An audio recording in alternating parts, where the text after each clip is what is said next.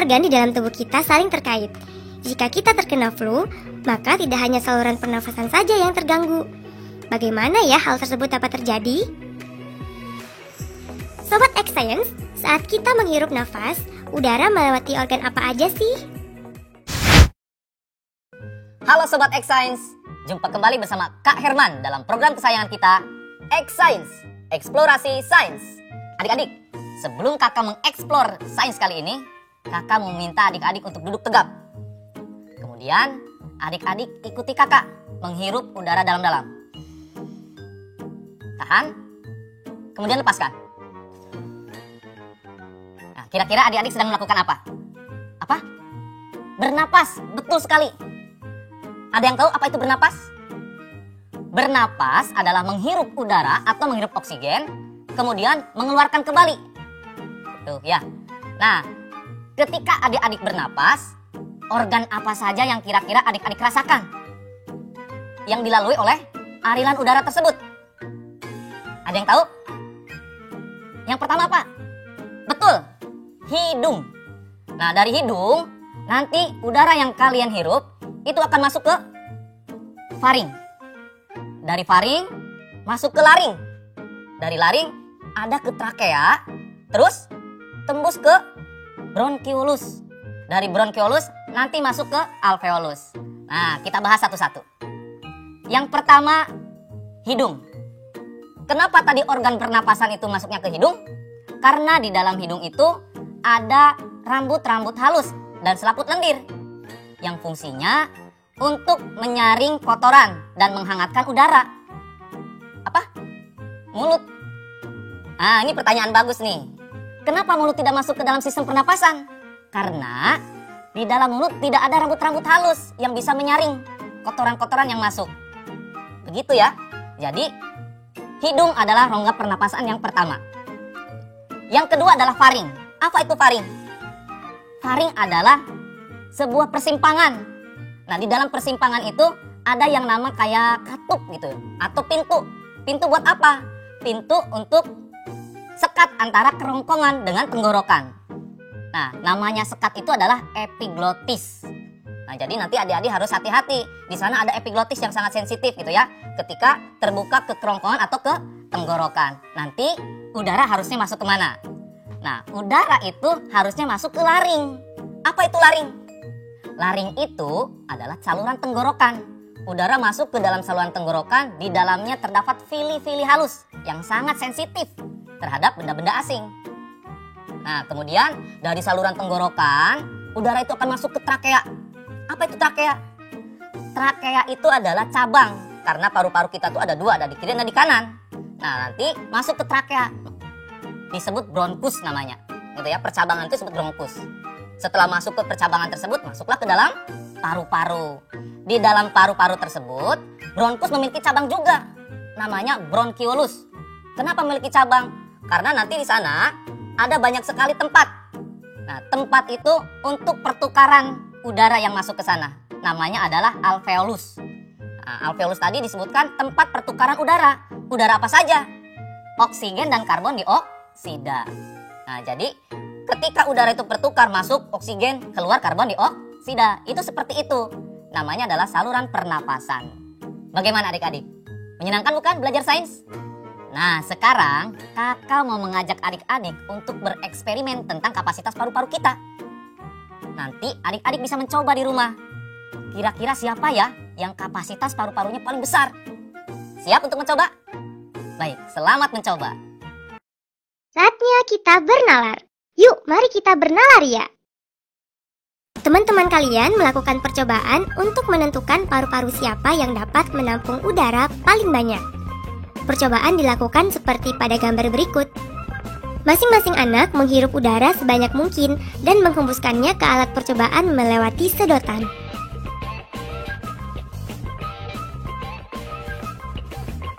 Diagram berikut menunjukkan hasil eksperimen. Nah, pertanyaannya, paru-paru siapa yang dapat menampung udara paling banyak? Coba jelaskan. Oke, Sobat X-Science, yuk simak pembahasannya.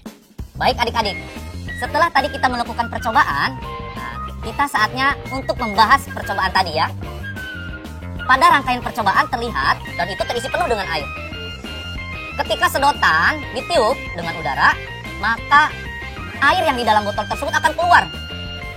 Semakin banyak udara yang ditiupkan, maka semakin banyak pula air yang keluar. Dari situ, kita dapat menghitung jumlah udara yang ditiupkan dari masing-masing anak. Dengan menggunakan rumus kapasitas botol awal dikurangi dengan kapasitas botol akhir, maka kita akan mengetahui kapasitas paru-paru setiap anak. Berikut, kita lihat tabel hasil perhitungannya ya. Dari tabel, kita dapat melihat bahwa udara yang ditiupkan paling banyak ke dalam botol adalah yang dilakukan oleh Frankie. Sehingga dapat kita simpulkan bahwa paru-paru Frankie lah yang menampung udara paling banyak. Sudah paham adik-adik? Menyenangkan bukan belajar sains?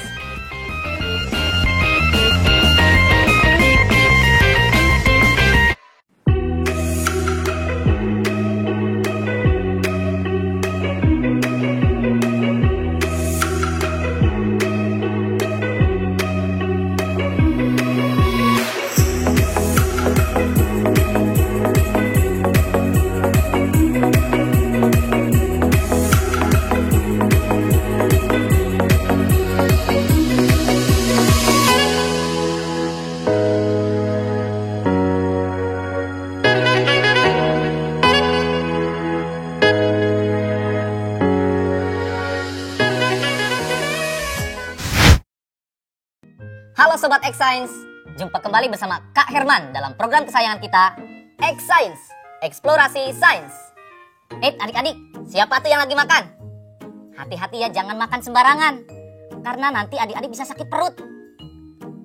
Siapa yang pernah sakit perut? Kenapa bisa sakit perut coba?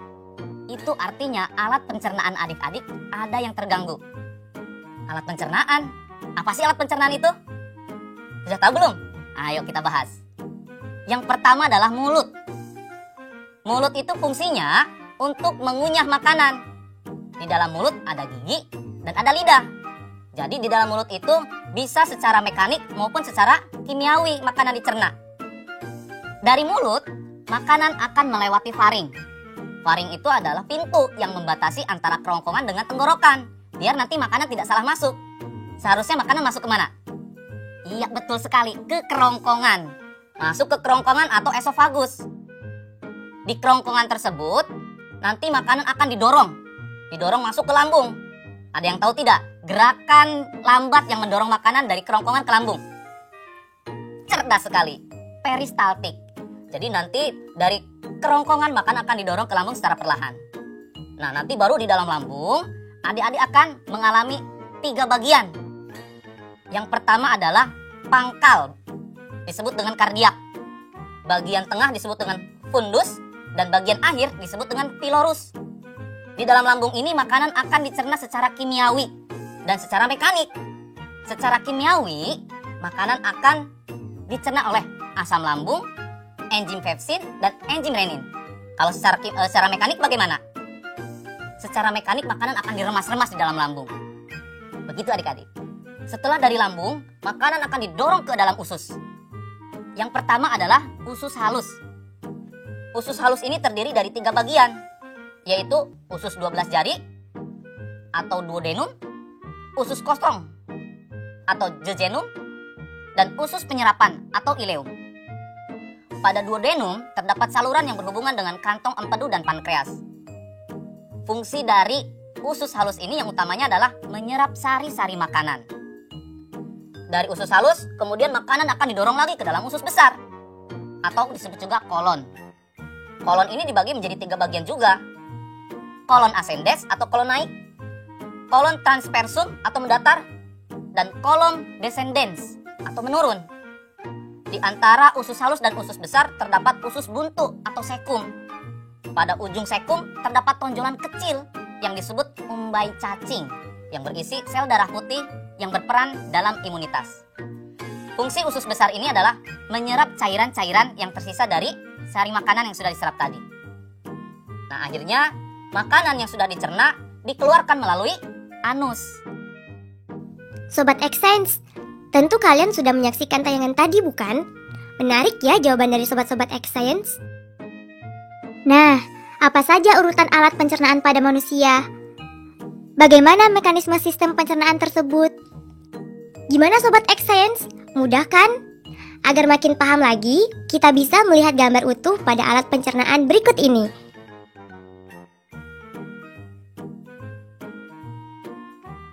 Selanjutnya, Sobat X-Sense, terdapat organ pencernaan tambahan. Apa saja organ pencernaan tambahan tersebut? Pertama, hati. Hati berperan dalam proses detoksifikasi, yaitu menetralisir racun berbahaya. Hati juga berfungsi sebagai organ penyimpanan zat besi dan vitamin A, D, E, K, dan B12. Selain itu, hati juga berfungsi menghasilkan getah empedu. Kedua, kantung empedu. Kantung empedu terletak di bawah hati dan menyimpan getah empedu yang dihasilkan oleh hati. Ketiga, pankreas. Pankreas terletak di balik perut di belakang lambung. Sel-sel pankreas menghasilkan cairan pankreas yang akan masuk ke dalam duodenum melalui saluran pankreas. Selanjutnya kita simak bagaimana mekanisme sistem pencernaan di dalam tubuh. Bagaimana Sobat X-Science? Unik bukan? Ternyata begitu ya nasib makanan yang masuk ke dalam mulut kita. Luar biasa bukan ciptaan Tuhan yang Maha Esa? Maka sejatinya kita harus selalu bersyukur. Saatnya kita bernalar. Yuk, mari kita bernalar ya. Perhatikan gambar berikut ini. Gambar tersebut menunjukkan salah satu bagian dari sistem pencernaan makanan di dalam tubuh. Menurut kalian, apa yang terjadi dengan X di organ M? Yuk, simak penjelasannya. Adik-adik, untuk menjawab pertanyaan tadi, adik-adik harus tahu dulu poin penting yang harus adik-adik tangkap. Kira-kira X itu akan mengalami apa ya di organ M? Nah, tapi kita harus tahu dulu L itu organ apa, M itu organ apa. Yang paling bisa kita ambil adalah organ L. Kenapa organ L? Karena di atasnya ada penyerapan sari-sari makanan atau absorpsi zat makanan. Kira-kira yang fungsinya penyerapan sari makanan itu apa? Betul sekali. Berarti organ L itu adalah usus halus. Kenapa usus halus? Karena usus halus kan terdiri dari 3 bagian. Yang pertama usus duodenum, yang kedua usus jejunum, dan yang ketiga usus ileum. Usus ileum inilah yang berfungsi menyerap sari makanan. Sehingga X ini bisa kita simpulkan sebagai sisa makanan yang telah dicerna di usus halus. Kira-kira dari usus halus lari kemana? Betul, dari usus halus makanan akan didorong ke usus besar. Artinya M ini adalah usus besar. Nah, X di dalam M ini atau di dalam usus besar ini akan mengalami 3 peristiwa. Yang pertama, diserapnya kelebihan air. Yang kedua, dipecah oleh bakteri sehingga bakteri menghasilkan vitamin K yang diserap lagi oleh tubuh. Dan yang ketiga, dikurangi tingkat keasamannya. Nah, jadi sudah tahu kan bahwa X itu akan mengalami apa saja di M? Seru kan belajar sains?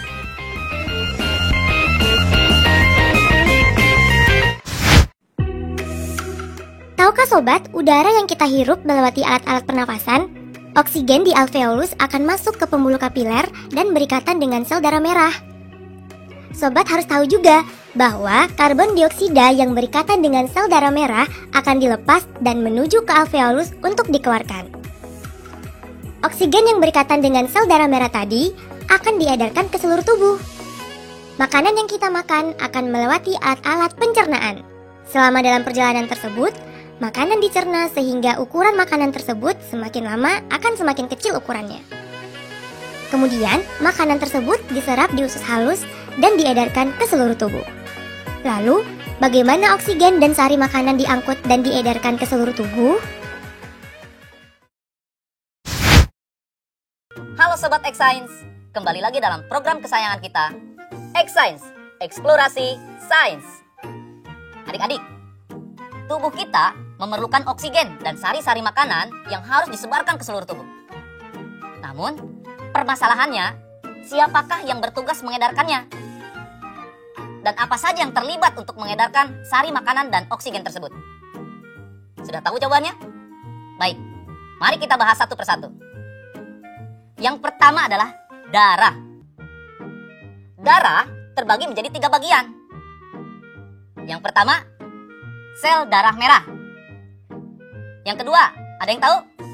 Betul, sel darah putih. Yang ketiga, bukan sel darah biru, tapi keping darah. Kalau sel darah biru itu urutan apa gitu ya? Berarti keping darah. Nah, fungsi dari sel darah merah adalah untuk mengangkut sari-sari makanan dan oksigen ke seluruh tubuh. Kalau fungsi dari leukosit atau sel darah putih adalah sebagai imunitas atau perlindungan. Sedangkan fungsi dari trombosit adalah untuk pembekuan darah saat kita terluka. Kemudian, organ yang berfungsi untuk mendorong sari makanan yang dibawa oleh darah itu adalah jantung. Jantung manusia terdiri dari 4 ruangan, yaitu serambi kanan, serambi kiri, bilik kanan, dan bilik kiri. Selain itu, pada jantung juga terdapat katup-katup yang mengatur aliran darah dalam jantung. Berikutnya adalah pembuluh darah. Nah, pembuluh darah ini terdiri dari 3 macam. Yang pertama adalah pembuluh nadi. Fungsinya adalah membawa darah keluar dari jantung. Yang kedua adalah pembuluh balik atau pembuluh vena, yang berfungsi membawa darah kembali dari jantung. Sedangkan yang ketiga adalah pembuluh kapiler. Saatnya kita bernalar. Yuk, mari kita bernalar ya. Diagram berikut menunjukkan peredaran darah di dalam tubuh kita.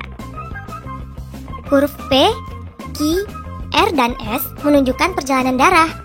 Huruf A dan B menunjukkan 2 organ. Pertanyaannya, pertama, apa nama organ yang ditunjukkan oleh huruf A dan B? Jelaskan ya. Kedua, huruf apa yang menunjukkan perjalanan darah yang kaya akan oksigen? Jelaskan jawaban kalian. Adik-adik, sudah menyimak pertanyaan yang tadi kakak berikan? Baik, berikut penjelasannya.